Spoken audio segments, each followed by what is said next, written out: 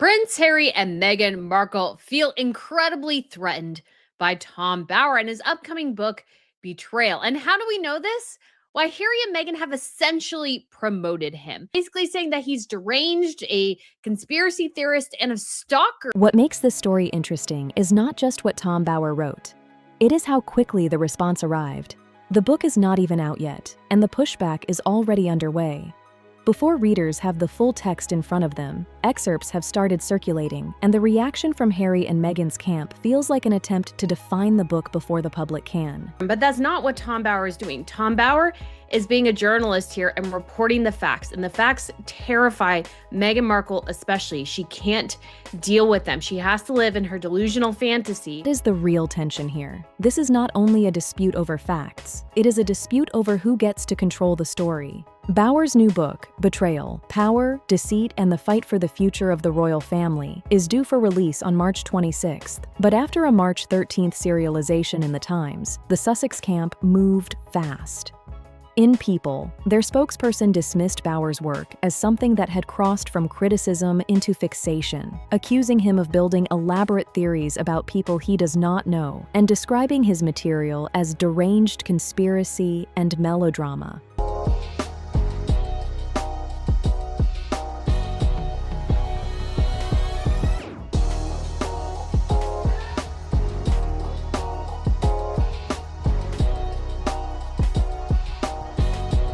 That is a strong response, and it tells you something immediately. They do not seem to view this as minor background noise. They see it as a threat worth confronting in public. And the reason is not hard to spot. One of the passages getting attention centers on Harry's shift after Meghan entered royal life. In the excerpt, Bower says, William's fears about Meghan becoming a divisive force were realized, that Harry distanced himself from old friends, even changed his phone number without telling family, and grew increasingly consumed by resentment and revenge. He also includes an especially provocative line attributed to a friend of Camilla, claiming Meghan had brainwashed Harry. That is the kind of passage that lands hard because it is not framed as mild palace disagreement. It is framed as a transformation, a before and after story. Harry, the familiar royal figure, becomes Harry, the estranged figure. More isolated, more extreme, more hostile. Whether people agree with that portrait or not, it is easy to see why that section would hit a nerve. And this is where the Sussex response becomes part of the story. Their statement does not really engage line by line with the claims in the excerpt. Instead, it attacks Bower's credibility and motives. That can be effective as PR, but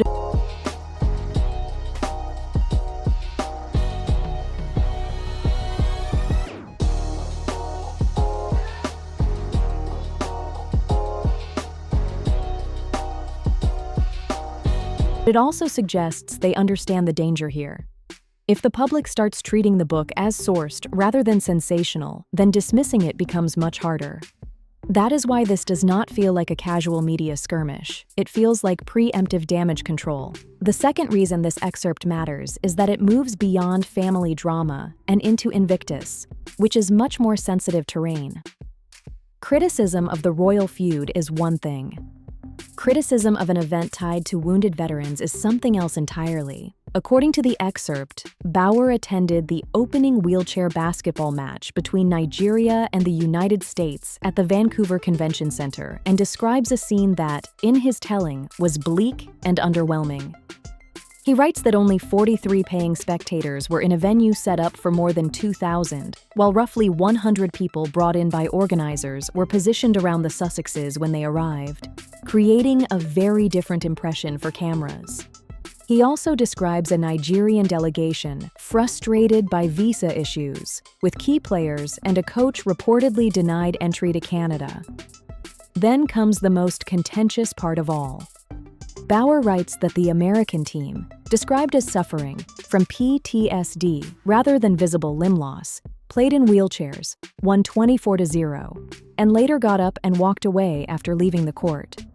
That section is bound to provoke backlash, and it did. The Invictus Games Foundation responded by saying it was disappointing to see prominence given to commentary that appeared driven by a long-established agenda rather than a genuine understanding of the games and the community they support. The foundation stressed that Invictus exists for the recovery and rehabilitation of wounded, injured, and sick service personnel and veterans, including those with invisible injuries such as PTSD, and argued that questioning the legitimacy of competitors or minimizing those conditions is deeply disrespectful. That response is important because on that point, the foundation is defending the core principle of the games. Invictus was never meant to be a narrow showcase only for visible physical injury. Invisible wounds are part of the mission too. But even with that defense, the excerpt raises another problem that is harder to wave away, and that is the issue of optics. Bauer's broader argument is not simply about who should or should not be in a wheelchair. His larger point is that the event, at least in the scenes he describes, was being filtered through a media machine built around Harry and Meghan. That is where the image turns uncomfortable. In Bauer's telling, once the Sussexes arrived, cameras locked in. Meghan looked at Harry lovingly. The couple clapped. They posed. Staff uploaded Instagram-ready photos of Meghan holding Harry's hand, embracing veterans' wives, and standing beside competitors, while clothing links were attached online. Meanwhile, the suggestion in the excerpt is that the athletes themselves were no longer the center of gravity. The spectacle was. That is the part of this story that carries the most weight because it goes to a criticism that has followed the Sussexes for years. The idea that every cause around them risks becoming a backdrop for branding. And to be fair, that is also why the Invictus response only goes so far. The foundation is absolutely right to defend veterans with PTSD. It is right to defend the legitimacy of invisible injuries. But that still leaves the larger question unresolved. When the public sees coverage of these events, are they really seeing the competitors, or are they mostly seeing a Sussex photo opportunity wrapped around the competitors? That is the deeper conflict underneath all of this. Not is Tom Bauer too harsh. Not even is this excerpt unfair. The real conflict is whether Harry and Meghan still elevate the institutions and causes they attach themselves to, or whether their presence now overwhelms them. Because if Bauer's book gains traction, that is the perception it threatens to reinforce. Not just that the couple are divisive inside the royal story, but that they have become the main event in places where they were supposed to be supporting players. And once that idea settles in, it becomes very difficult to reverse, especially when the public response is not calm rebuttal, but language like fixation, conspiracy, and melodrama before the full book is even on shelves. That kind of reaction can rally loyal supporters. It can also make neutral observers more curious about what exactly caused such a sharp response in the first place. So yes, this book has clearly rattled people in Montecito. That much is obvious. The early statements already show that. But the bigger issue is not whether critics will enjoy reading it. The bigger issue is whether it locks in a wider impression that has been building for a long time. Harry and Meghan do not just fight negative coverage, they fight any narrative they cannot fully manage. And if that is what readers take away, then the damage may come less from any single allegation and more from the pattern the book is trying to draw. A royal rupture, a brand built on grievance, a veteran-focused event overshadowed by image management. That is the frame Bauer is pushing, and judging by the response so far, it is a frame the Sussexes know could stick. What also stands out here is the choice of battlefield. This was not a legal response. It was not a detailed, factual rebuttal. It was a media response, delivered through a friendly outlet, with language designed to discredit the author before the full argument reaches the public. That matters, because it suggests confidence in message management, but maybe not confidence that the material can be dismissed on substance alone. And that has become a familiar pattern around the Sussex story. Whenever criticism appears, the first move often seems to be reframing the critic rather than confronting the criticism. The author is obsessive. The coverage is malicious. The claims are conspiracy. The motive is the story. But that strategy only works for as long as people accept the idea that every uncomfortable detail must come from bad faith. At some point, the volume of disputes starts creating its own impression, because this is now bigger than one book, bigger than one excerpt, bigger than one line about Harry's relationship with his family, or one ugly quote attributed to someone in Camilla's circle. The issue is the repetition. The same themes keep coming back from different directions. isolation, resentment, image control, friction with institutions, and the sense that every public appearance is being filtered through a brand calculation. That is why the Invictus section is so risky for them. Invictus has always been one of Harry's strongest remaining pillars. It gives him a role that feels substantial, personal, and difficult to dismiss. It connects him to service, recovery, and something larger than the royal feud. So if even that space starts attracting questions about staging, media manipulation, and whether the spotlight is drifting away from competitors and towards celebrity, then the criticism hits differently. It is no longer just about palace gossip. It starts touching one of the few areas still seen as unquestionably meaningful. And that is where Meghan's presence becomes central to the argument, whether her supporters like that or not. Because fairly or unfairly, she changes the visual language of every event she enters. The moment she is there, coverage shifts. The lens tightens.